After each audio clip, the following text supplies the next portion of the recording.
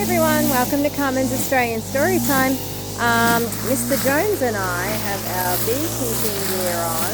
Bee positive, best place ever to get a great jacket to stop the bees from stinging. And Mr. Jones is just whippersnipping the area. You have to maintain around the beehives as well. So I just thought you might be curious to know where my honey comes from. So here are my hard-working beehives.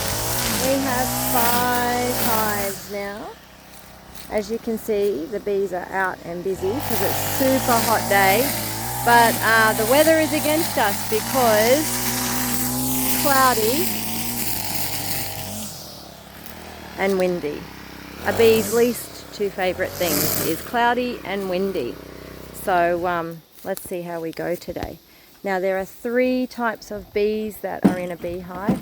There is the worker bee. The worker bee lives for about 2 to 4 weeks, possibly 5, depending on the weather. And from the time they're born, they work, and they're females. They work from sunup to sundown, and for the first 3 weeks, their job is to get into these hives. I'm hoping I can manage doing the video and getting in the hive. It's pretty hard, but I'll try to show you what it's like in there. They first of all have to clean it all out. They have to make sure everything is neat and tidy. And then after about 2 weeks, they'll start secreting wax to make the cells for the larvae. And then after they've done that, at about week 3, they have to fly out and start foraging for all of their food.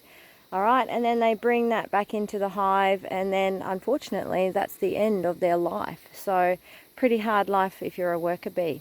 Then we've got the drone bee. Now the drone bee is a male. He takes longer in the cells, and when he comes out, his job is purely reproductive. It is purely to go out and find a mate.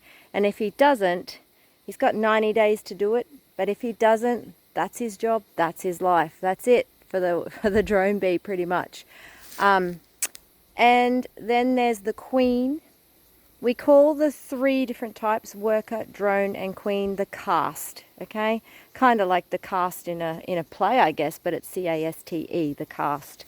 So the queen bee, she is reigning supreme, of course. When she comes out of the cell, she has to first of all go around and make sure there's no other queens coming out. And she will kill them if they're even still in the cell, because her job is to be the queen, to reign supreme. And they get to live for around 2 to 4 years, although I have seen reports that they can live up to 8 if they're healthy and they're kept well. As you can see, the bees are already flying around me. I think they've gotten familiar with me now, and they know, uh-oh, she's come to rob the hive.